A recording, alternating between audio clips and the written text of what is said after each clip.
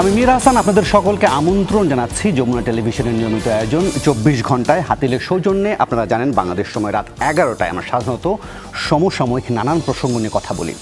আজ আমরা আমাদের আলোচনার বিষয়বস্তু নির্ধারণ করেছি বন্যায় ঐক্যবদ্ধ বাংলাদেশ। আর এই বিষয় নিয়ে আলোচনা করতে আজ আমরা আমাদের স্টুডিওতে 3 অতিথিকে আমন্ত্রণ জানিয়েছি। তাদের সাথে একে একে পরিচিত হতে চাই। পরিচয় পর্বটা শুরু করব আমার ডান পাশ থেকে। আমার ডান পাশে আছেন আর্মড ফোর্স ডিভিশনের অপারেশনস অ্যান্ড প্ল্যানিং বা পরিকল্পনা পরিদপ্তরের কর্নেল স্টাফ মোহাম্মদ তরিকুল ইসলাম। মিস্টার ইসলাম, আপনাকে স্বাগত জানাচ্ছি আমাদের 24 ঘন্টায়। একই সঙ্গে আলোচনায় স্বাগত জানাতে চাই বাংলাদেশ বর্ডার গার্ড বা বর্ডার গার্ড বাংলাদেশ বিজিবির কুমিল্লার sector commander colonel Mohammad Shariful Islam Miraj. Colonel Miraj, আপনাকেও স্বাগত জানাচ্ছি আমাদের 24 ঘন্টা। ধন্যবাদ। একই সঙ্গে এই আলোচনা যোগ করে নিতে চাই নদী রক্ষা বিষয়ক সংগঠন রিভারাইন পিপলের মহাসচিব শেখ রকন, আপনাকেও স্বাগত। আশা করছি এই আলোচনায় এরই মধ্যে আমাদের সাথে ঢাকা বিশ্ববিদ্যালয় থেকে যোগ দিচ্ছেন বৈষম্য বিরোধী ছাত্র আন্দোলনের সমন্বয়ক আবু বাকের মজুমদার। মিস্টার মজুমদার, আশা করি নিশ্চয়ই আপনি আমাকে শুনতে পাচ্ছেন। আলোচনাটা আমরা এখান থেকে শুরু করার আগে আমি বরং একটু যদি আবু বাকের মজুমদারের কাছ থেকে শুনতে চাই, যেহেতু আমরা বলছি যে এই বন্যায় বাংলাদেশ ঐক্যবদ্ধ। ঢাকা বিশ্ববিদ্যালয় সেখানে এই মানুষগুলোকে যারা বন্যায় আক্রান্ত ভুক্তভোগী, সেখানেও তারা এক ধরনের সহায়তার কার্যক্রম চালাচ্ছেন। আমি বরং তার কাছ থেকে একটু আলোচনাটা শুনি, তারপরে আমি স্টুডিওতে আসি। যদি আবু বাকের মজুমদার আপনি আমাকে শুনতে পান, তাহলে আপনার কাছে আমার প্রথম প্রশ্নের জায়গাটা হচ্ছে, যেহেতু আপনার বিপুল পরিমাণ সহায়তা করার উদ্যোগ নিচ্ছেন, সেক্ষেত্রে এই প্রশ্নটা খুব দ্রুত দাঁড়ায় যে আসলে এই সহায়তা সংগ্রহের ক্ষেত্রে আপনারা আসলে স্বচ্ছতা নিশ্চিত করছেন কিভাবে?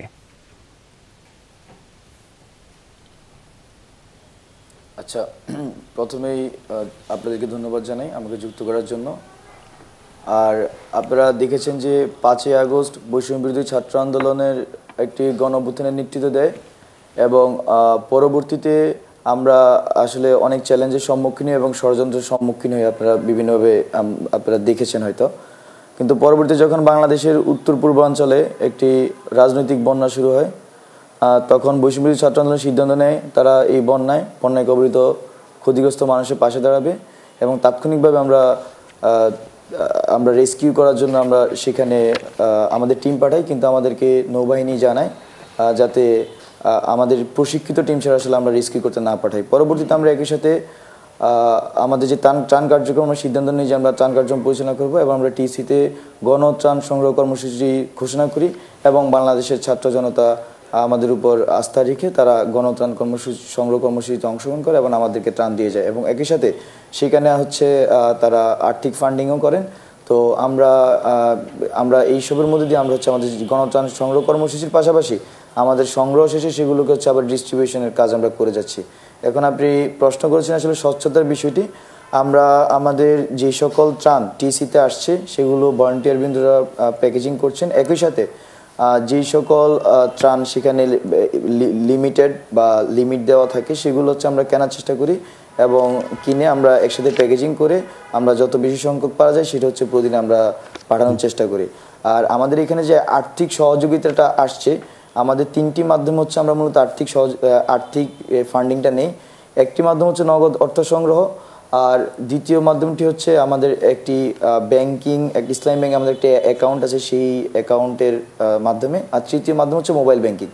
তো এই 3টি মাধ্যমেই মধ্য দিয়ে আমাদের যে টাকা কালেকশন হচ্ছে সেই বিষয়ে আমরা প্রতিনিয়ত ক্লিয়ার করার চেষ্টা করি আমাদের কী পরিমাণ টাকা আসছে। আর আমরা সিদ্ধান্ত নেই প্রতি 3 দিন পর আমরা অডিট করব এই আমাদের যে অর্থ সংগ্রহ এবং পুরো ত্রাণের ব্যাপারে বিষয়টি নিয়ে আর কি। আবু বাকের মজুমদার, আপনি থাকুন আমাদের সাথে। আমি নিশ্চয়ই আরো কিছু প্রশ্ন নিয়ে কিছুক্ষণের মধ্যে আপনার কাছে আসবো, তবে আমি এবার আলোচনাটা একটু স্টুডিওতে আনতে চাই। কর্নেল তারিকুল, আপনার বিশ্লেষণটা আমাকে যদি একটু বলেন যে এখন পর্যন্ত, আজকে পর্যন্ত আসলে আপনাদের কাছে কি ইনফরমেশন আছে যে বন্যার পরিস্থিতিটা আসলে কীরকম? পাশাপাশি যদি এটাও একটু যোগ করেন যে কী কারণে আসলে পূর্বাঞ্চলের 11টি জেলা আসলে এত দ্রুত বন্যা পরিস্থিতির অবনতি হলো এবং আপনি দেখছিলেন যে শিক্ষার্থীরা যে ত্রাণ কার্যক্রমের জন্য বা সহায়তা কার্যক্রম চালিয়ে যাচ্ছে, আপনার কতটুকু সমন্বিতভাবে এই দুর্গত মানুষদেরকে আসলে সহায়তা করতে পারছেন? ধন্যবাদ আপনাকে। আসলে গত 21শে আগস্ট থেকে যে দেশের দক্ষিণ পূর্বাঞ্চলে বন্যা পরিস্থিতি দেখা দিয়েছে, তার জন্য সত্যি কথা বলতে কি ওই এলাকার মানুষজন খুব একটা প্রস্তুত ছিল না, কারণ এই এলাকাতে এই ব্যাপক আকারে বন্যার অতীত ইতিহাস নেই। কিন্তু আসলে অতীতেও দেখা গেছে যে নদীর প্রতি আমাদের কিছুটা বিরূপ আচরণ করে আমরা নদীগুলোকে হয়তো এমনভাবে ব্যবস্থা করেছি যার কারণে প্রাকৃতিক যে সিস্টেম আছে সেই সিস্টেমটাকে আমরা বাধাগ্রস্ত করেছি, যে কারণে যখন ভারী বৃষ্টি হয়েছে অথবা উজান থেকে ঢল নেমে এসছে তখন সেটাকে আমরা ধারণ করার মতো ক্যাপাসিটি নদীগুলোর থাকছে না, যে কারণেই এই বন্যা দেখা দিচ্ছে। আপনি যদি খেয়াল করে দেখেন যে বাংলাদেশের দক্ষিণাঞ্চলে বিশেষ করে উপকূলীয় এলাকায় লোকজন কিন্তু বছরের পর বছর ঘূর্ণিঝড় ট্যাকেল করতে করতে একটা পর্যায়ে তাদের একটা ঘূর্ণিঝড় রেজিলিয়েন্ট নেশন হিসেবে আমরা নিজেদেরকে তুলে ধরতে পেরেছি। কিন্তু এই অংশটা বিশেষ করে ফেনী, কুমিল্লা এই অংশের মানুষরা কিন্তু বন্যার সাথে খুব একটা পরিচিত না, তাই এই ব্যাপকতার কারণে তাদের ক্ষতির পরিমাণটা আকস্মিকতার কারণে ব্যাপকতার কারণে তাদের কাছে ক্ষতিটা অনেক শুরুতে অনেক বেশি বলে মনে হয়েছে। তবে বন্যার অব্যবহতির পরেই মাননীয় প্রধান উপদেষ্টার নির্দেশ অনুযায়ী সশস্ত্র বাহিনী বিভাগ তাদের নিজ যে 3টি বাহিনী রয়েছে সেই 3 বাহিনীর সাথে সমন্বয় করত, সাথে সাথেই অকুলস্থলে গিয়েছে এবং বন্যা কার্যক্রমে তাদের নিজেদেরকে জড়িত করেছে।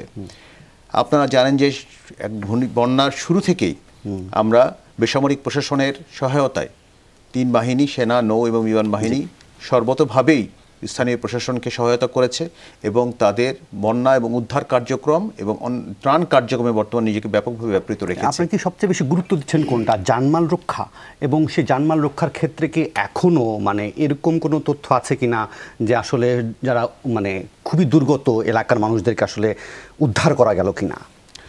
দেখুন, বন্যা পরিস্থিতির শুরুতে 21শে অগাস্ট থেকে প্রথম 2 দিন আমরা সবচেয়ে বেশি গুরুত্ব দিয়েছি মানুষকে উদ্ধার করার ক্ষেত্রে, কারণ ওই সময়টা প্রতিটি মানুষের জীবন আমাদের কাছে অত্যন্ত মূল্যবান এবং সেজন্যই মানুষকে উদ্ধারের ব্যাপারেই আমাদের সবচেয়ে বেশি গুরুত্ব ছিল। এর পাশাপাশি 2 দিন প্রথম দিন যখন আমরা উদ্ধার করেছি করে তার ইমিডিয়েট রিকোয়ারমেন্টগুলোকে অ্যাড্রেস করার জন্য যা প্রয়োজন সেটাকে আমরা দেওয়ার চেষ্টা করেছি। এমনকি আমরা প্রথম 2 দিন কিন্তু যখন মনে করেছি যে এখানে শুকনা খাবার রান্না করার মতো সুযোগ তাদের নেই, তখন তাদেরকে কিন্তু কুকড ফুড, রান্না করা খাবার তাদেরকে দেওয়া হয়েছে। পরবর্তী ধাপে, দ্বিতীয় ধাপে যখন করা হয়েছে তখন তাদের শুকনা খাবার দেওয়ার পরিমাণ বাড়িয়ে দেওয়া হয়েছে এবং বর্তমানে যে ফেজটি যাচ্ছে সেই ফেজটিতে কিন্তু আমরা অধিক গুরুত্ব দিচ্ছি তাদেরকে খাবার দেওয়ার পাশাপাশি চিকিৎসা সামগ্রী, যাতে করে তাদের যে বন্যার কারণে যে সমস্ত নানা ধরনের অসুখ আবির্ভাব হতে পারে সেটা ট্যাকেল করার জন্য। এবং এর পাশাপাশি আপনি জেনে খুশি হবেন যে আমরা এমন কিছু রিকোয়ারমেন্টগুলোকে আমরা অ্যাড্রেস করছি, লাইক বাচ্চাদের খাবার, শিশু খাদ্য, আজকে বিপুল পরিমাণ শিশু খাদ্য ওখানে পৌঁছে দেওয়া হয়েছে। মহিলাদের হাইজিন সামগ্রী যেমন স্যানিটারি ন্যাপকিন সহ অন্যান্য হাইজিন সামগ্রী সেগুলো পৌঁছে দেওয়া হয়েছে। পানি বিশুদ্ধকরণ ট্যাবলেট এবং সহ পানির ট্যাবলেটই শুধু নয়, সেখানে পানি বিশুদ্ধকরণ ফিল্টার সেখানে পৌঁছে দেওয়ার ব্যবস্থা করা হচ্ছে এবং এই ব্যাপারে আমরা প্রয়োজনীয় ব্যবস্থা নিচ্ছি। সুতরাং সকল ধরনের যে চাহিদা রয়েছে সেই চাহিদাগুলোকে মাথায় রেখে সশস্ত্র বাহিনী তাদের সর্বোচ্চ দিচ্ছে এবং এই লক্ষ্যে সশস্ত্র বাহিনীর প্রতিটি সদস্য নিরলস পরিশ্রম করে যাচ্ছে। জি, অসংখ্য ধন্যবাদ। আমি বরং একটু কর্নেল মিরাজ আপনার বিশ্লেষণটা শুনতে চাইবো। আমাদের বলা হয় যে ধরেন আমাদের দুর্যোগ মোকাবেলার আমাদের সক্ষমতা অনেক দীর্ঘদিন ধরে তৈরি হয়ে আছে, যেহেতু আমাদের দেশটাই এমন মানে ভৌগোলিকভাবে এমন জায়গায় যেখানে আমরা আসলে এগুলো ফেস করে করে আগাচ্ছি। আমাদের বলা হয় যে উত্তরাঞ্চল বলেন, ওই দিকের বা হাওড় অঞ্চলে বলেন যে বন্যা নিয়ন্ত্রণ এক ধরনের কাঠামো আমাদের আছে, কিন্তু আপনি যেই জায়গায় মানে কর্মরত সেই জায়গার মানে বন্যার যে মানে ঠেকানোর যে অবকাঠামো সেই জায়গায় কি চ্যালেঞ্জগুলো কি দেখেন? পাশাপাশি একটু আগে যে কথা বলছিলাম যারা আসলে ত্রাণ তুলছেন, সহায়তা তুলছেন, সেখানে সমন্বয়ের জায়গায় আসলে কোনো ধরনের চ্যালেঞ্জ লক্ষ্য করছেন কিনা? ধন্যবাদ। আসলে যেই বিষয়টা আমার পূর্ববর্তী বক্তা বললেন সেটাই হচ্ছে মূল কারণটা, যেখানে আসলে বন্যা এই বিষয়টা মানুষের অভিজ্ঞতা নেই। আমি যখন মানুষের সাথে, আমি তো আসলে এই আমার এলাকা আমি ওখানে কাজ করছিলাম, আমি মানুষের সাথে কথা বলেছি, তারা বলেছে স্যার 88 বন্যার পরে এখানে আমরা কখনো বন্যা দেখি নাই। 88তেও সেরকম ব্যাপক যে প্রবল বন্যা ছিল সেরকমও না। এখন দেখেন আমাদের দুর্যোগ ব্যবস্থাপনার যে কাঠামো আছে সেটা কিন্তু জাতীয় দুর্যোগ ব্যবস্থাপনা কাঠামো, সেটা কিন্তু সম্পূর্ণ জাতিকেই ইন্টিগ্রেট করা হয়েছে, এটা কোনো পার্টিকুলার এলাকার জন্য না। কাজে ওই একই কাঠামো কিন্তু সকল এলাকার জন্যই প্রযোজ্য, কিন্তু যেহেতু বন্যা হয় না, সো ওই একই ধরনের সচেতনতা বা প্রিপারেশন সেটা কিন্তু সব সময় সব ক্ষেত্রে হয়তো সব জায়গায় থাকে না। এটা হচ্ছে একটা বিষয়। তো আমি বলবো না যে প্রশাসন বা যতগুলো যারা এখানে স্টেক হোল্ডার আছে তাদের মধ্যে এখানে সমন্বয়ের অভাব ছিল বা করার ইচ্ছা ছিল না, সেটা আমি বলবো না। কেননা আপনি যেটা বললেন উত্তরাঞ্চলের ক্ষেত্রে, সেখানে তো এরকম হচ্ছে না, কারণ সেখানে বন্যা হয় জন্যই কিন্তু মানুষের মধ্যে এই সমন্বিতভাবে কাজ করার একটা প্রয়াস ছিল। এখানে হয় না জন্যই হয়তো সেই প্রিপারেশনটা ছিল না। যদি এইখানেও ইউজুয়াল হতো বন্যাটা, তাহলে হয়তো সেই সমন্বিত প্রচেষ্টাটা থাকতো। আর আরেকটা জিনিস হচ্ছে, এটা কিন্তু এইবারের বন্যাটা কিন্তু একটা ফ্ল্যাশ ফ্লাড ছিল, আকস্মিক একটা বন্যা ছিল, যে কারণে অনেক আগের থেকে পূর্বাভাসটাও পাওয়া যায়নি। তো ইনিশিয়ালি যেটা হয়েছে যে একটা সমন্বয়হীনতার অভাব ছিল, কিন্তু আপনি জানেন যে আমাদের মাননীয় প্রধান উপদেষ্টা তিনি একটা নির্দেশনা জারি করেছেন কিভাবে সমন্বিতভাবে কাজ করতে হবে। তিনি একটা কাঠামো দিয়ে দিয়েছেন, যেখানে সেনাবাহিনীকে লিড রোলে দেওয়া হয়েছে। সেই কাঠামোতে কিন্তু এখন আমরা অনেক ইন্টিগ্রেটেডভাবে কাজ করছি, এবং যার সুফলটাও কিন্তু মানুষের দ্বার প্রান্তে পৌঁছে যাচ্ছে। ওকে, এটাই হচ্ছে বিষয়। আচ্ছা, আরেকটা জিনিস যেটা হচ্ছে, যেহেতু সমন্বয়ের জায়গা থেকে বলা হয় যে সাইক্লোন, যেটা আমাদের যারা রোভার স্কাউট থেকে শুরু করে বহু স্বেচ্ছাসেবী সংগঠন থেকে শুরু করে ছাত্র জনতা পেশাজীবী প্রচুর মানুষ সেই এলাকাগুলোতে যাচ্ছেন, যে যেভাবে পারছেন সহায়তা নিয়ে গিয়ে। এগুলো কি কোনো ধরনের জটিলতা তৈরি করে? মানে ধরেন কর্মক্ষেত্রে বা কাজের ক্ষেত্রে যারা আপনার মাঠ পর্যায়ে ফিল্ড লেভেলে কাজ করেন, এই ধরনের উৎসুক মানুষের ভিড় ভাট্টা, এগুলো কি কোনো ধরনের সমস্যা তৈরি করে? না, এখানে জিনিসটা হচ্ছে কি যে যেটা প্রয়োজন সেটা কিন্তু যেতেই হবে। এখন যেমন ত্রাণ যেটা এসেছে বিভিন্ন, আপনি যেটা বললেন স্বেচ্ছাসেবক বা বিভিন্ন এজেন্সি থেকে যে ত্রাণগুলো এসেছে, সেটা এখানে প্রয়োজন। এখন বিষয়টা হচ্ছে যে এটাকে কিভাবে ডিস্ট্রিবিউট করা হবে। একটা সমন্বিত কাঠামোর মধ্যে যদি ডিস্ট্রিবিউট করা যায়, সেই ক্ষেত্রে কিন্তু এটা কোনো সমস্যা তৈরি করবে না। কিন্তু যদি মানে কোঅর্ডিনেশনের অভাব থাকে, তখন কিন্তু এখানে প্রবলেম হবে। যেমন আমি আপনাকে বাস্তব একেবারে গ্রাউন্ডের কথা বলি, যেভাবে কাজ করা উচিত, যে ধরেন একটা উপজেলা যেটা বন্যা কবলিত, এই উপজেলার একটা ম্যাপ থাকতে হবে। এই ম্যাপটাকে ভাগ করতে হবে। বিভিন্ন স্বেচ্ছাসেবক গ্রুপ আসছে, তাদেরকে বলতে হবে ঠিক আছে আপনারা এই এলাকায় যান, আপনারা এই এলাকায় যান। তো এরকম করলে তখন একটা ম্যাপিং এর মধ্যে বোঝা যাবে যে কোন এলাকায় এখনো মানুষকে রেস্কিউ করা যায়নি বা ত্রাণ সামগ্রী পৌঁছায়নি। তখন সেইভাবে করে কিন্তু গাইড করা যাবে, এবং ডে ওয়াইজ এটা ম্যাপিং থাকতে হবে। এরকম হলে কিন্তু এটা কোনো সমস্যা তৈরি করবে না, বরং এটা ঠিক ভালোই কাজ করবে। আপনার পয়েন্ট একদম পরিষ্কার। সেগুলো কোনো আপনার বিশ্লেষণে শুনতে চাবো। আপনি শুনছিলেন, আপনার পাশে যদি অভিজ্ঞ মানুষ আসছেন, তারা একটা কথা বলছিলেন যে আসলে প্রস্তুতি নিতে পারেনি ওই এলাকার মানুষেরা, তথ্যের ঘাটতি ছিল। সেক্ষেত্রে আপনার বিশ্লেষণটা কী হবে, যে আমরা আসলে তথ্যটা ঠিকমতো পাই না কেন? দেখুন, এই বন্যাটা তো অভূতপূর্ব।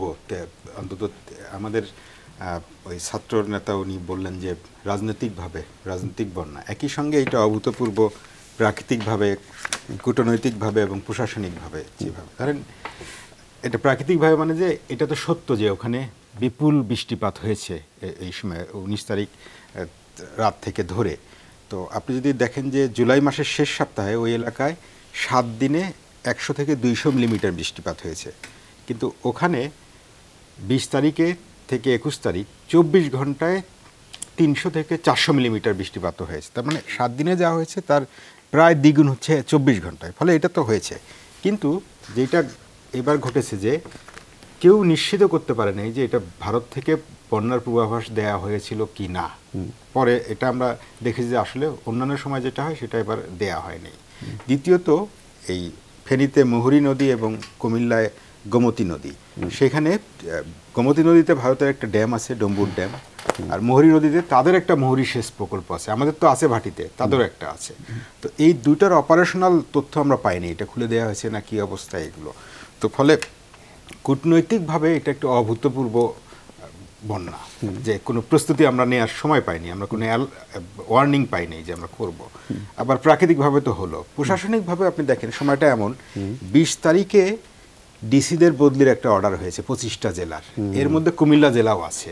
আমরা যেদিন বন্যাটা শুরু হচ্ছে, এবং রাজনৈতিকভাবে আমরা একটা অস্থির সময়ে ছিলাম। একটা সরকার বিদায় নিয়েছে, নতুন সরকার এসছে, তারা কাজ বুঝে নিচ্ছে, এবং তখনও মাত্র আপনার 2 সপ্তাহ হয় নাই একটা নতুন সরকার দায়িত্ব নিয়েছে।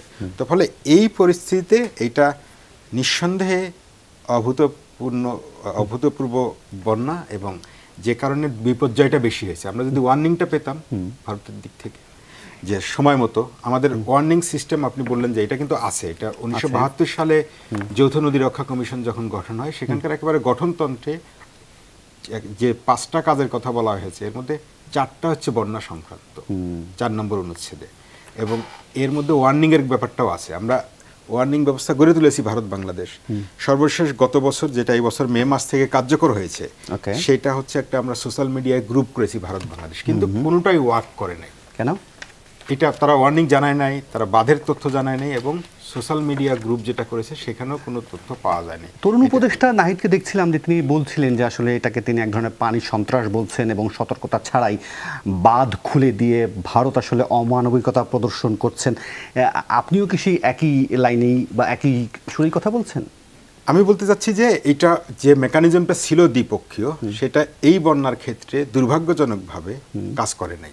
এটা যে মেকানিজমগুলো আমরা বিনিময় করি তথ্য, সেটা আমাদের ভারতের সঙ্গে প্রোটোকল আছে, চীনের সঙ্গে আমাদের প্রোটোকল আছে। তারা তিব্বতে যদি বৃষ্টিপাত হয় তারা আমাদের জানায় কত হলো, দিনে 2 বার করে। ভারতও দিনে 2 বার জানায়, সকাল 8টায় এবং রাত 8টায়। কিন্তু এইবার এটা করে না। এবং বাংলাদেশের যে বন্যা পূর্বাভাস এবং সতর্কীকরণ কেন্দ্র আছে তার নির্বাহী পরিচালককে আমি মিডিয়ায় বলতে শুনেছি যে তারা এইবার পায় নাই, মানে এটা ওয়ার্ক করে নাই। আবার নতুন করে যে গণমাধ্যমে লক্ষ্য করছে যে ফারাক্কার কথা বলা হচ্ছে, এক্ষেত্রে কি আবার নতুন করে কোনো জেলা ঝুঁকিতে পড়তে যাচ্ছে? ফারাক্কার ভাটিতে আমাদের জেলাগুলো হচ্ছে রাজশাহী, চাঁপাইনবাবগঞ্জ, কুষ্টিয়া, রাজবাড়ী, পাবনা, তারপর গোয়ালন্দে এসে এটা ব্রহ্মপুত্রের সঙ্গে বা যমুনার সঙ্গে মিশবে। ফলে সীমান্ত চাঁপাইনবাবগঞ্জ থেকে গোয়ালন্দ পর্যন্ত এই জায়গাটার আপনার নিঃসন্দেহে পানি বেড়ে যাবে নদীর। এবং চরের মধ্যে আপনি জানেন যে বাংলাদেশের 3টা নদীর মধ্যে অনেক চর থাকে, মাঝখানে বাড়িঘর থাকে, ব্রহ্মপুত্র বা যমুনা, তিস্তা এবং গঙ্গা। তো চরের বাড়িগুলো ডেফিনেটলি ডুববে, এটা তো পানি উঠবে, কিন্তু সেটা নদী খাতের মধ্যে থাকবে। একই সঙ্গে যদি বৃষ্টিপাত থাকে, বন্যাটা দেখুন বাংলাদেশে স্থানীয় বন্যাগুলো হয় নদী অববাহিকায় যদি বৃষ্টিপাত থাকে এবং উজান থেকে পানি আসে, তাহলে দুটো মিলে বন্যা তৈরি করে। আর মৌসুমী বন্যা যেটা আমরা বলি সেটা হচ্ছে গঙ্গা অববাহিকা, ব্রহ্মপুত্র অববাহিকা, মেঘনা অববাহিকায়। আর 3টা মিলে যদি একসঙ্গে বৃষ্টিপাত হয় তাহলে বড় বন্যা হয়। 88 সালের বন্যার কথা আমরা বলি, 3টা অববাহিকা যদি একসঙ্গে হয়। এইবার তো সিএসটি অববাহিকায় বন্যা চলছে অলরেডি। গঙ্গায় ফারাক্কা খুলে দেওয়ার কারণে নদীর পানি বাড়বে। তিস্তার মধ্যে আমরা জানি যে সিকিমে বর্ষণ হয়েছে, সেটা আসবে। যদি একই সঙ্গে আমাদের বাংলাদেশে বৃষ্টিপাত হয় স্থানীয়ভাবে, তাহলে বন্যা দেখা দেবে। ওকে, আপনার পয়েন্ট ক্লিয়ার। আমি বরং আরেকবার কর্নেল তারিকুল আপনার কাছে যেটা জানতে চাইবো যে বিশ্বজুড়ে ধরেন বলা হয় যে বন্যা মোকাবেলার ক্ষেত্রে এক ধরনের আঞ্চলিক সহযোগিতাকে ভীষণ রকমের গুরুত্ব দেওয়া হয়। আমরা বেশ কয়েকটা নদী আছে যেগুলো আমরা বলি অভিন্ন নদী, যেগুলো আসলে আমরা কয়েকটা দেশের সাথে আমরা আসলে শেয়ার করি।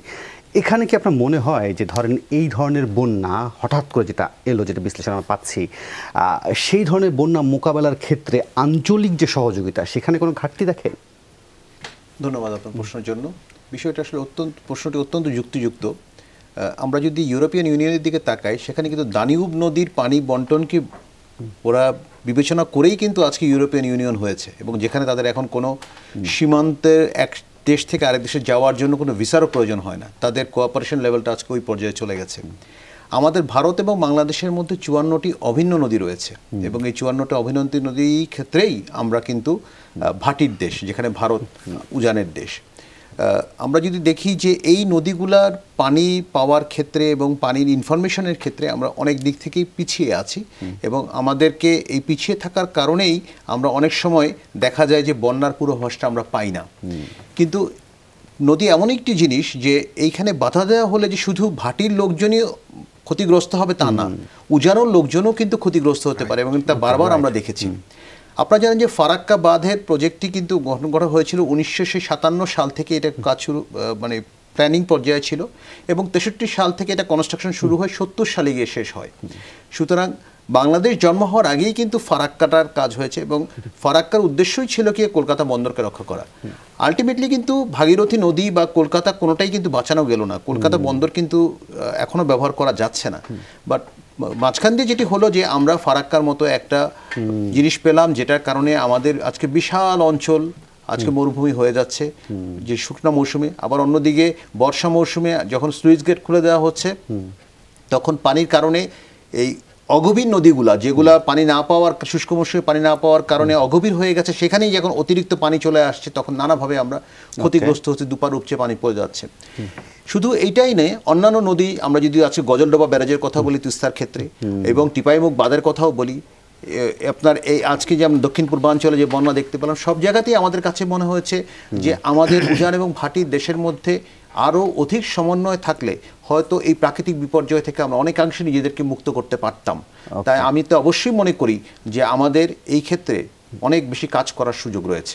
আমি এই জায়গায় একটু বিরতি নেব, বিরতির পর ফিরে এসে কর্নেল মেরাজ আপনাকে জানতে চাইবো, যেটা হচ্ছে যে আপনার বিশ্লেষণটা কি গ্রাউন্ড লেভেলের থেকে, যে আসলে এবার পানি নামতে সময় নিচ্ছে কেন, সেটা যদি একটু বিশ্লেষণ করেন। পাশাপাশি রুকন ভাইয়ের জন্য একটা প্রশ্ন থাকবে যে আসলে যেহেতু বলাই হচ্ছে যে ফারাক্কা ব্যারেজ যখন করা হয়েছে যে উদ্দেশ্য নিয়ে, আসলে কেউই তো আসলে উপকৃত হলো না, তাহলে কি এটাই কি মোক্ষম সময় কিনা যে আসলে এই ব্যারেজ বাতিলের দাবি তোলার জন্য? আমি বিরতির পর ফিরে সেই বিশ্লেষণটা করতে চাই। নেব ছোট্ট একটা বিরতি, ফিরব একটু পর। আবার আমন্ত্রণ 24 ঘন্টায়। কর্নেল মিরাজ, বিরতির আগে যে প্রশ্নটি রেখেছিলাম আপনার কাছে, যে আপনাদের ফিল্ড লেভেলে অভিজ্ঞতাটা কি বলে যে আসলে পানি নামতে কেন দেরি হচ্ছে, সেটা বলবেন। পাশাপাশি আরেকটা ছোট্ট বিষয় যোগ করে দিতে চাই, যেহেতু কর্নেল তারিকুল ইসলাম বলছিলেন একটা বিষয় নিয়ে, সেটার সাথে আমরা যদি দেখি যে জাতিসংঘের যে কনভেনশন অন বায়োলজিক্যাল ডাইভার্সিটি সনদ যেটা আছে, সেখানে তো স্পষ্ট করেই বলা আছে যে মানে প্রতিবেশী রাষ্ট্র এমন কিছু করতে পারে না যেটাতে আসলে মানে ডাইভার্সিটি বিপন্ন হয়। সেক্ষেত্রে আপনার বিশ্লেষণটা কীরকম হবে? সেখানেও কি আমাদের আসলে এমন কিছু আমরা করছি, বা এমন কোনো তথ্য আদান প্রদান সমন্বয়ের ক্ষেত্রে কোনো সমন্বয়হীনতা থেকে গেল কিনা? আচ্ছা, আমি প্রথম প্রশ্নটার উত্তর দেওয়ার চেষ্টা করছি প্রথমে, যে পানি আসলে কমতে দেরি হচ্ছে কেন। যেটা আমরা বুঝতে পারছি, এটা একটা অস্বাভাবিক বন্যা। এত পানি আসলে আমি যখন গ্রাউন্ডে দেখেছি, দোতলা পর্যন্ত ডুবে গিয়েছে। তো এত পানি, এটা নামতে নিশ্চয়ই একটু সময়ও বেশি লাগবে। আর সেই সাথে আরেকটা প্রসঙ্গ যেটা বারবার উঠে আসছে, যেটা হচ্ছে যে নদী শাসন। আমরা নদীগুলোর গতিপথ পরিবর্তন করার চেষ্টা করেছি, আমরা বাঁধ দিয়েছি এবং বিভিন্নভাবে নদীকে ক্ষতিগ্রস্ত করেছি। তো যে কারণে যেই নদী ধরে আপনার হচ্ছে পানিগুলো সমুদ্রে চলে যাচ্ছে, সেটা বাধাগ্রস্ত হচ্ছে জন্য এটা নিঃসন্দেহে এটা দেরি হচ্ছে। তো যে কারণে পানি কমতে একটু সময় নিচ্ছে। আর আপনার দ্বিতীয় প্রশ্নের উত্তর যদি আমি বলি যে হ্যাঁ, আমাদের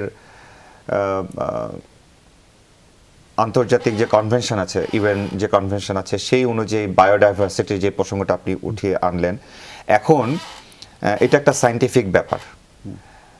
নদীতে যদি বাঁধ দেওয়া হয়, তাহলে নদীতে কিন্তু আলটিমেটলি এটা যেই উদ্দেশ্যে দেওয়া হবে, যেমন ফারাক্কার ক্ষেত্রে যেটা হয়েছে, সেটা কিন্তু উদ্দেশ্য সফল হয়নি, রাইট, কোনোভাবে উদ্দেশ্য সফল হয়নি, এবং সেটা কিন্তু আলটিমেটলি উভয় দেশকেই এটা ক্ষতিগ্রস্ত করেছে। ভাগীরথী নদীতেও পানি আসেনি, বা চট্টগ্রাম পোর্ট এখন ব্যবহার করা যাচ্ছে না, বরং 400 কোটি টাকা তাদেরকে প্রতি বছর এটা একটা ডেমারেজ দিতে হচ্ছে, ক্ষতির মুখে আছে। তো কোনো উদ্দেশ্য সফল হয়নি।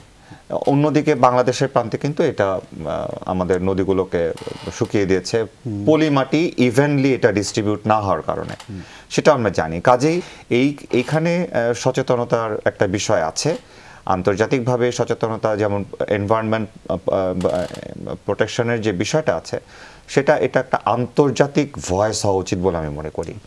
এটা শুধুমাত্র দুই দেশের মধ্যেই এটা সীমাবদ্ধ থাকলে সেক্ষেত্রে সঠিক সুরাহা নাও হতে পারে, এটা আমি মনে করি।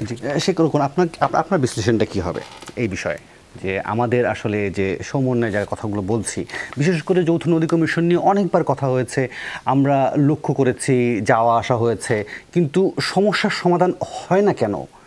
মানে আমরা কোন জায়গায় আসলে, আমাদের কি ডিপ্লোমেসির কোন জায়গায় আপনাকে দুর্বল মনে হয়? দেখুন, যৌথ নদী কমিশনের যে ব্যর্থতা, এটা হলো মহাকাব্যিক। আপনি যদি দেখেন যে এদের যে স্ট্যাটিউট আছে, সেখানে বলা হয়েছে বছরে অন্তত 4 বার বসবে মিনিমাম, প্রয়োজনে আরও বেশি বার বসবে। গত 50 বছরে 40 বার বসছে। মানে প্রতি বছর একবারও করে বসতে পারেনি।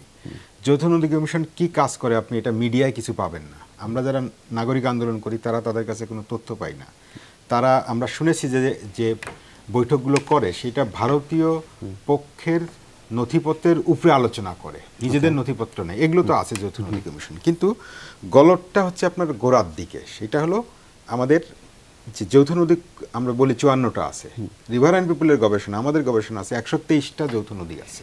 123টা, এর মধ্যে 54টা হচ্ছে স্বীকৃত দাপ্তরিকভাবে দুই দেশে, আরও 69টা হচ্ছে এখনো অস্বীকৃত। যৌথ নদী আছে প্রকৃতিতে, মানুষ আছে, ইকোলজি আছে, কিন্তু তালিকায় নাই। কাজের গরু আমরা শুনি যে কেতাবে আছে, গোয়ালে নাই, আর এটা উল্টা হয়েছে যে গোয়ালে আছে কেতাবে নাই। ওকে। তো বাংলাদেশ থেকে 2016 সালে 16টা যৌথ নদী তালিকাভুক্ত করার জন্য ভারতকে আনুষ্ঠানিকভাবে ফরেন মিনিস্ট্রির মাধ্যমে চিঠি দিয়েছে, সেটা কোনো সাড়া আসেনি। তার মানে যৌথ নদী কমিশনের গোড়ার কাজগুলো বাকি আছে। এখনো কতটা যৌথ নদী কমিশন আছে সেইটা আমাদের যৌথ নদী কমিশন এস্টাবলিশই করতে পারেনি। 54টা নিয়ে আছে, আরও 69টা বাকি আছে। এক। দ্বিতীয় হলো যে আপনার গোড়ার কাজটা এরকম, ধরেন ফারাক্কার কথা যদি বলি আমরা, যে এই ভয়েসটা রেজ করা দরকার যে ঠিক আছে আমাদের ফারাক্কা মানে গঙ্গা নদীতে আমাদের অধিকার, গঙ্গা তোমাদের তো যেমন আমাদেরও এরকম, কারণ আমাদের যে রাজনৈতিক সীমারেখা ভারত বাংলাদেশ বা ভারত পাকিস্তান, এইটার আগে নদীগুলো ছিল। নদী সীমারেখার পরে তার নদীটা ভারত বাংলাদেশের হয়নি, এটা অভিন্ন নদী ছিল। তারপরে এইটা ভারতেরও ক্ষতি করছে। আপনি কল্যাণ রুদ্রের নাম নিশ্চয়ই শুনেছেন, তিস্তা ইস্যুতে অনেকবার তার নাম এসছে। তার একটা বই আছে গঙ্গা ভাঙ্গন কথা, খুবই সিগনিফিকেন্ট, ছোট বই, সিগনিফিকেন্ট বই। সেখানে উনি বলছে যদি ফারাক্কা থাকে তাহলে গঙ্গা গতিপথ পরিবর্তন করে আবার পদ্মায় গিয়ে মিশবে, ফারাক্কাবাদকে এড়িয়ে। পাগলা নদী আছে চাঁপাইনবাবগঞ্জের শিবগঞ্জে, পাগলা ছোট্ট নদী। উনি লিখিতভাবে বই লিখে বলছেন, কল্যাণ রুদ্র পশ্চিমবঙ্গের সবচেয়ে বড় পানি বিশেষজ্ঞ, উনি বলছেন যে যদি ফারাক্কা থাকে তাহলে গঙ্গা ভাগীরথীর দিকে আর যাবে না, ফারাক্কাবাদের চলে যাবে। সেখানে মিছিল হয়েছে, ইন্ডিয়ান গ্রিন ট্রাইব্যুনালে আপনার মামলা হয়েছে ফারাক্কাবাদের বিরুদ্ধে, যে তারা মৎস্যজীবীরা ওখানে মাছ পাচ্ছে না। ইলিশ আগে যে যেত, সেটা ইলিশ তো আপনার এলাহাবাদ পর্যন্ত যেত, সেটা তো এখন যেতে পারতেছে না। বিহারের মুখ্যমন্ত্রী নীতিশ কুমার বিহারের বিধানসভায় আনুষ্ঠানিকভাবে বলছে ফারাক্কাবাদ ভেঙে দেওয়া দরকার, কারণ এই বন্যাটা বিহারকে হিট করছে, ঝাড়খণ্ডকে হিট করছে, এখানে পানির ফলে এইগুলো ভাটির দেশের দিক থেকে আমাদের তোলা দরকার, এবং আমাদের আন্তর্জাতিক রক্ষা কবচ দরকার। যখন আপনার আমার মধ্যে কোনো সমঝোতা হবে না মিলেমিশে, তখন আমি ওনার কাছে যাব, ওনার কাছে থার্ড কারো কাছে যাব। একটা খুবই গুরুত্বপূর্ণ দলিল আছে জাতিসংঘ পানি প্রবাহ সনদ 1997। এটা 97 সালে বাংলাদেশ এটা জাতিসংঘে ভোট দিয়েছে, কিন্তু রেটিফাই করে নাই, উনি স্বাক্ষর করে নাই।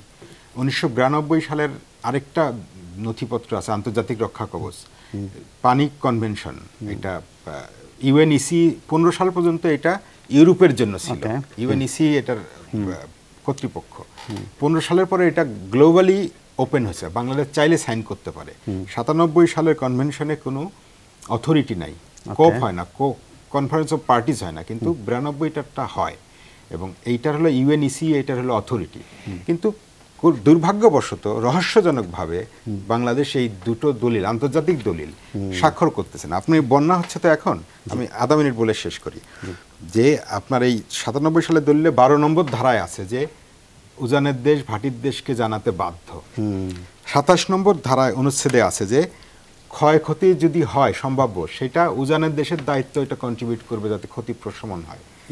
28 নম্বর অনুচ্ছেদে আছে যে যদি না করে তাহলে এইটা ক্ষতিপূরণ দাবি করতে পারবে ভাটির দেশ। মানে এরকম একটা দলিল আমরা বসিয়ে রাখছি, স্বাক্ষর করেছি, কিন্তু অনুস্বাক্ষর করছি না, রেটিফাই করছি না। জি, অসংখ্য ধন্যবাদ। আপনার কাছে জানতে চাইবো কেন আমরা করছি না, সেটা নিশ্চয়ই আপনি বিশ্লেষণ করবেন। আমি আবারও একটু কর্নেল তারিকুল আপনার কাছে আসতে চাই। মানে ফারাক্কা নিয়ে যদি আপনি কোনো আপনার বিশ্লেষণ দিতে পারেন অবশ্যই দেবেন নিশ্চয়ই, কিন্তু পাশাপাশি আমার যেটা জানার আগ্রহ সেটা হচ্ছে ধরেন পানির যে ন্যায্য হিস্সা আদায়ের ক্ষেত্রে ডিফেন্স ডিপ্লোমেসির জায়গা থেকে কী কী করা যেতে পারে? ধন্যবাদ আপনাকে। আসলে ডিফেন্স ডিপ্লোমেসির মাধ্যমে অনেক বড় বড় সমস্যার সমাধানগুলো আমরা দেখেছি হয়েছে সারা পৃথিবীতে বিভিন্ন জায়গাতে, বিশেষ করে ইন্দোনেশিয়ার ক্ষেত্রে আমরা এটা একটা ইন্দোনেশিয়ার পাশে যে দেশটি আছে সেখানেও আমরা দেখেছি যে এখানে ডিফেন্স ডিপ্লোমেসির মাধ্যমে অস্ট্রেলিয়া একটা মুখ্য ভূমিকা পালন করেছিল এবং যে মাধ্যমে এই একটা বড় ধরনের সংকটের সমাধান সেখানে হয়েছে। এখানে আসলে ভারত এবং বাংলাদেশের মধ্যে পানির যে ইস্যুটা রয়েছে সেটা আসলে রাজনৈতিক অনেক ইস্যু এখানে সংশ্লিষ্ট হয়ে গেছে। আমরা জানি যে দুই দেশেরই আভ্যন্তরীণ রাজনীতিতে পানি একটি বড় ভূমিকা পালন করে এবং পানি উজানের দেশ হিসেবে ভারতের যে স্ট্যান্ড পয়েন্ট এবং ভাটির দেশ হিসেবে বাংলাদেশের যে স্ট্যান্ড পয়েন্ট তার মধ্যে বড় ধরনের একটা দূরত্ব রয়েছে। আপনি একটা জিনিস একটু আপনাকে আমরা বলতে চাই যে 1963 থেকে 1970 সালে যখন ফারাক্কা কনস্ট্রাকশন হয়েছে তার মধ্যে কিন্তু এক্সপার্ট কমিটির 5টি বৈঠক কিন্তু হয়েছে, যেখানে ওই সময়কার পাকিস্তান গভর্নমেন্ট তারা কিন্তু তাদের অবজারভেশনগুলো দিয়েছিল, বাট ভারতকে দেওয়ার পরেও কিন্তু সেই 71 বাংলাদেশে 1971 সালে মহান মুক্তিযুদ্ধের মাধ্যমে জন্মগ্রহণ করার সময় বাংলাদেশ যখন হয়েছে বাইদেন কিন্তু ভারত ওই ফারাক্কা বাটা তৈরি করে ফেলেছে। সুতরাং অবজারভেশনগুলো দেয়া হয়েছে, বাট উজানের দেশ হিসেবে ভারত কিন্তু সেগুলাকে কতটুকু গ্রহণ করেছে সেটা কিন্তু আমরা পরিষ্কার নই, এবং যেই কারণে আজকে ফারাক্কার মতো এমন একটা জিনিস এসেছে উভয় দেশই ক্ষতিগ্রস্ত হয়েছে। আর আপনি যে প্রশ্নটা করলেন ডিফেন্স ডিপ্লোমেসির মাধ্যমে ভারত এবং বাংলাদেশের মধ্যে দুই দেশের সশস্ত্র বাহিনীর মধ্যে একটি ভালো সম্পর্ক রয়েছে এবং উভয় দেশের সশস্ত্র বাহিনী নিয়মিতভাবে বিভিন্ন প্রশিক্ষণ কার্যক্রমে অংশগ্রহণ করে থাকে, বিভিন্ন অনুশীলনেও তারা অংশগ্রহণ করে থাকে। এই সমস্ত মাধ্যমের কারণে দুই দেশের মধ্যে একটা ভালো হয়েছে এবং আমার মনে হয় যে ডিফেন্স ডিপ্লোমেসির মাধ্যমে ন্যায্য হিসেবে পানির বিষয়টিকেও আমরা তুলে ধরার সুযোগ আমাদের রয়েছে এবং এই বিষয়টিকেও আমার মনে হয় যে যথাযথ গুরুত্ব দেওয়া যেতে পারে। জি, অসংখ্য ধন্যবাদ। আপনার একদম বক্তব্য পরিষ্কার। আমি একটু আবারও মিস্টার মজুমদারের কাছে যেতে চাই। তিনি বৈষম্য বিরোধী ছাত্র আন্দোলনের সমন্বয়ক। আবু বাকের মজুমদার, আপনি যদি আমাকে শুনতে পান তাহলে আমি আবারও ছোট্ট করে জানতে চাইবো আপনার কাছে যে আপনাদের এই সহায়তা কার্যক্রম আসলে কতদিন চলবে এবং আপনারা ফিল্ড থেকে একেবারে ঘটনাস্থল থেকে কি কি জিনিস জানতে পারছেন যে আসলে সেখানকার যারা বন্যা দুর্গত আছেন তাদের আসলে কোন কোন জিনিসগুলো এখন ভীষণ রকমের জরুরি হয়ে পড়ছে?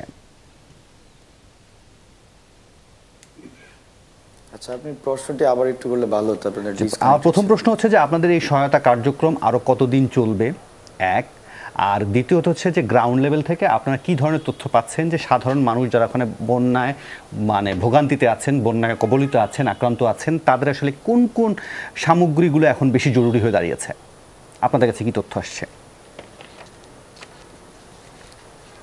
আচ্ছা, আমাদের প্রথমত আমাদের যে ত্রাণ কার্যক্রম সেটি যতদিন বন্যায় মানুষ আসলে তাদের ত্রাণের প্রয়োজনীয়তা অনুভব করবে ঠিক ততদিনই আমরা আসলে আমাদের ত্রাণ কার্যক্রম পরিচালনা করার জন্য চেষ্টা করে যাব।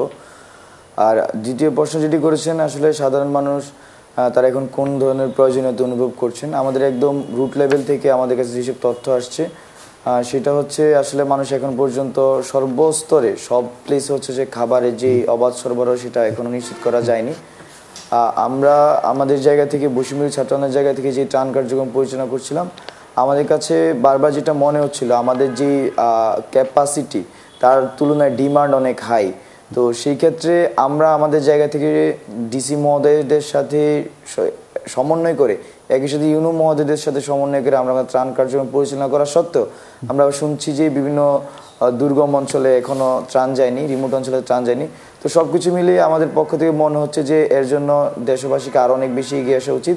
বৈষম্য বিরোধী ছাত্র আন্দোলন যেমন চেষ্টা করে যাচ্ছে একইভাবে আরও বিভিন্ন সংস্থা, সরকারি সংস্থা সহ বেসরকারি সংস্থা তারা যদি এগিয়ে আসে সেক্ষেত্রে আমাদের কাছে মনে হচ্ছে জনের কাছে সেগুলো পৌঁছাবে। বিশেষ করে আমরা মোমবাতি, শুকনা খাবার আর এখন যেটা যে ভারী খাবার, মানুষ চাচ্ছে যে তাদের শেল্টারগুলোতে ভারী খাবার রান্না হোক।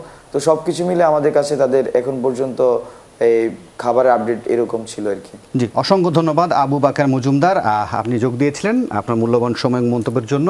আপনাকে ছেড়ে দিতে চাই, আমি একটা বিরতি নেই, বিরতির পর ফিরে এসে এই সহায়তা কার্যক্রমগুলোকে আসলে বলা হচ্ছিল যে 5ই আগস্টের পর আসলে বেসামরিক প্রশাসন বলে তেমন কিছু ছিল না বা এখন পর্যন্ত সেই জায়গাগুলোতে অনেকটাই ঘাটতি। অনেক জায়গার আমরা খবর পাচ্ছি যে যেখানকার উপজেলা পরিষদের চেয়ারম্যান থেকে শুরু করে মেম্বার থেকে শুরু করে যারা আসলে পালিয়েছেন বা নানান রকমের তথ্য পাচ্ছি, সেখানে আসলে যেই সহায়তাগুলো দরকার সেগুলো কীভাবে ডিস্ট্রিবিউট করা যায় সে বিষয়ে একটু আলোচনা করব। তবে তার আগে নেব ছোট্ট একটা বিরতি, ফিরবো একটু পর। আবার আমন্ত্রণ 24 ঘন্টায়। শেখ রোকন, আপনাকে জানতে চাইবো আসলে যে ধরেন এই পূর্বাঞ্চলের মানুষগুলোর জন্য আসলে এই বন্যা কোনো ধরনের ট্রমা তৈরি করলো কিনা, সেটা থেকে মুক্তির উপায়টা কি হতে পারে, পাশাপাশি সামনে দিনগুলোতে যখন পানি আস্তে আস্তে নামতে শুরু করবে সেই দুর্গত এলাকার মানুষদের জন্য আসলে কী কী ধরনের সহায়তা লাগতে পারে, যেগুলোকে খুব গুরুত্ব দিয়ে দেখা উচিত, আপনার বিশ্লেষণ কী হবে? আমার কাছে মনে হয় যে এটা যেহেতু এই অঞ্চলে আগে কখনো নিকট অতীতে এত বড় বন্যা হয়নি। আপনি যদি উত্তরবঙ্গে দেখেন, সে ব্রহ্মপুত্র অববাহিকা বা সিলেটে যদি দেখেন, হাওড় অঞ্চলে প্রতি বছরই বন্যা হয়, ফলে তাদের জন্য এটা কোনো ইস্যু না। কিন্তু কুমিল্লা, ফেনী এই অঞ্চলটা সাধারণত বন্যাপ্রবণ না, এবং ত্রিপুরার পাহাড়ি অঞ্চলের পাদদেশে সাধারণত পানি চলে যায়, আটকে থাকে না। তো ফলে এটা নিঃসন্দেহে একটা ট্রমা তৈরি করেছে। একটা জেনারেশন হয়তো বেড়ে উঠেছে যারা কখনো বন্যা দেখেইনি। তো এটা আর ত্রাণ তৎপরতার ক্ষেত্রে পানি তো নেমে যাচ্ছে, এখন উদ্ধার, তারপরে ত্রাণ তৎপরতা চলছে। ত্রাণ তৎপরতাটাও অভূতপূর্ব। কিন্তু দেখেন যে আপনি প্রধান উপদেষ্টা নির্দেশক্রমে সশস্ত্র বাহিনী, তারপরে দুর্যোগ ব্যবস্থাপনা, ত্রাণ মন্ত্রণালয় তারা সমন্বয় করছে, কারণ বেসামরিক প্রশাসন নাই।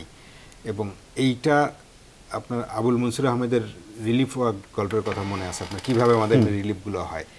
এবার ভালো যে এরকম কোনো নজির নাই। সাধারণত ত্রাণ বিতরণ করতে গেলে নানা অনিয়মের কথা আমরা শুনি, আমি এখনো শুনি নাই। এটার কারণ হলো এই যে নতুন পরিস্থিতি, মানুষ এক ধরনের উদ্বুদ্ধ হয়েছে, ত্রাণ জমা দিচ্ছে, বিতরণ করছে।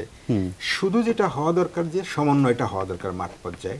হয়তো একজন 3 বার ত্রাণ পাচ্ছে, আরেকজন পাচ্ছেই না, অনেক দুর্গম এলাকায় যাওয়াই যাচ্ছে না। সেইটা আমার মনে হয় যে এই সমন্বয়টা করা দরকার। আর আপনি যেটা বললেন যে এখন মনে রাখতে হবে আমন ধানের সময় ছিল এটা। আমন হচ্ছে কৃষকের অর্থকরী ফসলের মতো। বোরো ধানের মধ্যে আপনার সেচ লাগে, সার লাগে, আরো চাষ করতে হয়। বন্যার পরে আমন ধানের সময় আপনার চাষ লাগে না, সেচ লাগে না, সার লাগে না, নিজে নিজে হয়। তো ফলে আমন ধানটা হচ্ছে কৃষকের জন্য ক্যাশ কাউ। সে হচ্ছে এখান থেকে মানে এই আমন থেকে শুরু করে যে সবজি সেগুলো তো গেছে। তার মানে আপনি কি বলতে চাইছেন যে কৃষকদের যারা ক্ষতিগ্রস্ত কৃষক আছে তাদের জন্য কোনো বিনা শর্তে প্রণোদনার কথা বলছেন? আমি বলছি যে বীজতলা নষ্ট হয়ে গেছে, যেহেতু তাদেরকে বীজতলার ব্যবস্থা করতে হবে। একটা ভালো যে গোটা দেশে একসঙ্গে বন্যা হয়নি, এখনো কিছু এলাকা যেগুলো বাকি, একটা কয়েকটা জেলা, 3টা 4টা 5টা জেলা, তো ওখান থেকে এনে বীজতলা দিতে হবে, তাদেরকে প্রণোদনা দিতে হবে, তাহলে আমন ধানটা আসবে। সেপ্টেম্বর পর্যন্ত সময় আছে, অন্যথায় এটা ক্ষতি হবে কৃষকদের জন্য। কর্নেল মিরাজ, আপনার বিশ্লেষণটা কি হবে বা আপনার পরামর্শটা কি হবে, বা আপনার গ্রাউন্ড লেভেলে গিয়ে আসলে এই মুহূর্তে যদি ক্যাটাগরি করে বলা হয় যে ঠিক আছে যে গুরুত্ব নাম্বার 1 এটা, গুরুত্ব 2, 3, 4 করে, সেই জায়গা থেকে আপনাদের কর্মপন্থাটা কীরকম হবে? আমার কাছে যেটা মনে হয়, প্রথমেই ফুড সিকিউরিটি যেটা, সেটা নিশ্চিত করতে হবে। বন্যার পরে ফসলের ব্যাপক ক্ষতি হয়েছে, ফুড সিকিউরিটিটা নিশ্চয়তা দিতে হবে। বেশ কিছু বিষয় চলে আসে, একটা হচ্ছে নিরাপত্তা, চিকিৎসা, শিক্ষা। এই খাতগুলোতে ব্যাপক ক্ষতি হয়েছে এবং এই বিষয়গুলোতে নিঃসন্দেহে অনেক জোর দিতে হবে। কিন্তু উনি একটু কথা বলছেন, শেখ রোকন বলছিলেন যে আসলে যেই ডিস্ট্রিবিউশনের জায়গা থেকে যারা দুর্গত মানুষ আছেন সেখানে তালিকা করে সেটাকে কিভাবে করা যায়, বা সেই জায়গায় কি আপনি মনে হচ্ছে যে এই পরামর্শটা মানে কীরকম? না, এটা তো আমাদের যে জাতীয় দুর্যোগ ব্যবস্থাপনার যে কাঠামোটা আছে, যে নীতিমালাটা আছে, সেই নীতিমালাতে কিন্তু এইভাবেই সাজেস্ট করা আছে যে কিভাবে আমাদের এই ত্রাণ তৎপরতা বলেন, উদ্ধার কার্যক্রম বলেন, সেটা কিভাবে পরিচালিত হবে সেই ব্যাপারটা এভাবেই বলা আছে। এটা একটা ম্যাপিং করতে হবে, এবং এটা কিন্তু ডে ওয়াইজ ম্যাপিং করতে হবে যে এই এলাকায়, ধরেন এই এলাকায় এত তারিখে ত্রাণ গিয়েছে মানে কিন্তু সেটা ভুলে গেলে হবে না।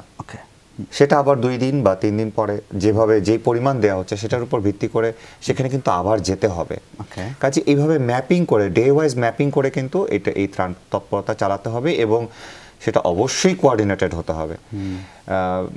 যার ইচ্ছা যেখানে চলে গেল সেভাবে হবে না, এটা ডিস্ট্রিবিউট করতে।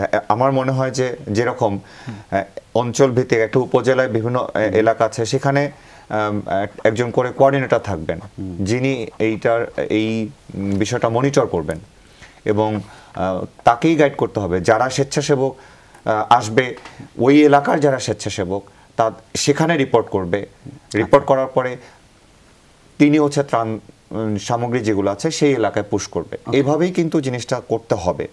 এখানে শুধু ত্রাণ না, চিকিৎসার ক্ষেত্রেও একই ব্যবস্থা নিতে হবে। কারণ ওই এলাকায় তো নিশ্চয়ই অনেক ধরেন গর্ভবতী নারী থেকে শুরু করে অসুস্থ, প্রবীণ, প্রতিবন্ধী অনেক শিশু যারা আছেন, সেই বিষয়গুলোতে অনেক তো নিশ্চয়ই আপনি ফিল্ড লেভেলেও দেখেছেন যে অনেক হাসপাতাল বলেন বা চিকিৎসা কেন্দ্র সেগুলোও কি ডুবে গেছে? অবশ্যই সেগুলো ডুবে গিয়েছে। আমি যেমন কুমিল্লা জেনারেল হসপিটাল যেটা আছে সেটা কিন্তু একতলা পুরোটা ডুবে গিয়েছে। এখন রোগীরা আছে একতলার উপরে যারা। আমি ইনফ্যাক্ট আমাদের যে বোট যেখান থেকে যেতে পারতো এর আগে কিছু শুকনা কিছু আপনার হচ্ছে পানি ভেসে গিয়েছে, ওখান থেকে হসপিটালের সামনে থেকে হচ্ছে সব বোটগুলো বিভিন্ন জায়গায় যেত। তো আমি যখন হসপিটালে ওখানে গেলাম তখন দেখি একজন বলছে যে তার রোগীটা মারা গিয়েছে, কিন্তু এই লাশটা ক্যারি করার কিভাবে লাশটা ক্যারি করবে? তখন একটা বোট আসলো, আমার একটা বিজিবির একটা বোট আসলো। আমরা যেগুলো হায়ার করেছিলাম, বিজিবি আমাদের যেহেতু বোট ছিল না আমরা হায়ার করেছি, একটা বোট আসলো। তখন আমাকে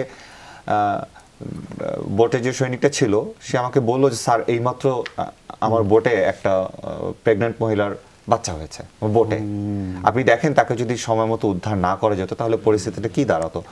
আমার যেটা ভালো লেগেছে, আমার সেই সৈনিকের কাছে 2 দিন খাবার পৌঁছায় নাই, ও কিন্তু পানিবদ্ধ, কিন্তু সেটাতে তার কষ্ট ছিল না, বরং এই যে সে যে একটা প্রেগন্যান্ট উইমেনকে হেল্প করতে পারলো সেটাতে তার অনেক তৃপ্তি ছিল।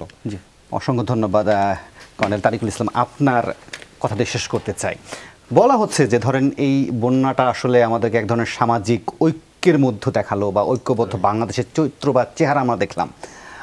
তাহলে সামনের দিনগুলোতে যখন এই যে পানি নামতে শুরু করবে, আপনার কাছে যারা আলোচনা করলেন এর বাইরেও আর কোন বিষয়টাকে আসলে বেশি ফোকাসে রাখা উচিত বলে মনে করেন? ধন্যবাদ আপনাকে। আসলে এই বন্যাটা আরেকবার আমাদেরকে যেটা জানালো সেটি হচ্ছে যে আমরা যে কোনো প্রয়োজনে আমাদের জাতীয় বাংলাদেশের প্রতিটি নাগরিক ঐক্যবদ্ধ এবং যে যার মতো যতটুকু ক্যাপাবিলিটি আছে তাই নিয়ে কিন্তু সে উপস্থিত হচ্ছে। কেউ আসছেন, ওখানে আমাদের যে কোঅর্ডিনেশন সেন্টারগুলো রয়েছে কুমিল্লাতে আছে, চট্টগ্রামে আছে এবং সিলেটে আছে, এর পাশাপাশি পাইকগাছাতেও আছে যশোরের।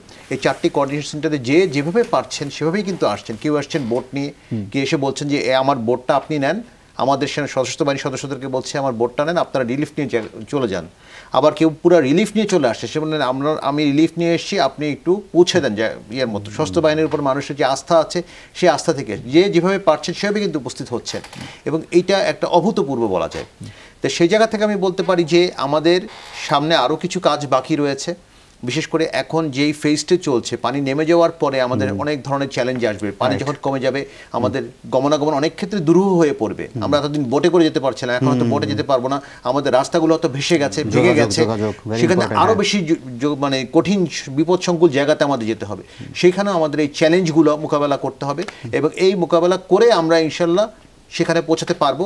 আমার কাছে মনে হয় যে এই মুহূর্তে আমাদের সবচেয়ে বেশি প্রয়োজন হচ্ছে মেডিকেল, স্যানিটেশন, হাইজিন সামগ্রী, খাবার দাবারের পাশাপাশি সেগুলো পৌঁছানো এবং এর পরবর্তীতে আমাদের সহযোগী যারা আলোচনা করলেন খাদ্য নিরাপত্তার দিকে দেখতে হবে, বাচ্চাদের শিক্ষার দিকে দেখতে হবে। আমাদের শিক্ষার ক্ষেত্রে যে বাফার স্টক আছে সেখান থেকে বই নিয়ে আমাদের ছাত্রছাত্রীদের কাছে পৌঁছাতে হবে। স্কুলের ইউটেন্সিলসগুলো ক্ষতিগ্রস্ত সেটাকেও করতে হবে। তা আমাদের সর্বোপরি একটা লং টার্ম প্ল্যান নিয়ে, আমরা হয়তো শর্ট এবং মিডিয়াম টার্মটা করে ফেলেছি, লং টার্ম প্ল্যানের দিকে আমাদেরকে আস্তে আস্তে। অসংখ্য ধন্যবাদ। পাশাপাশি নিশ্চয়ই আমাদের কৃষকদেরকে না ভুললেও চলবে, কারণ কৃষকদেরকে বলাই যাবে না, কারণ তারা অনেকভাবে ক্ষতিগ্রস্ত হয়েছে। অসংখ্য ধন্যবাদ কর্নেল মেরাজ, অসংখ্য ধন্যবাদ কর্নেল তারিকুল ইসলাম এবং শেখ রোকন। আপনারা আপনাদের মূল্যবান সময় দিয়েছেন, মন্তব্য জানিয়েছিলেন। আর এই ছিল আজকে 24 ঘন্টায়। কাল আবারও দেখা হবে, ভালো থাকবেন।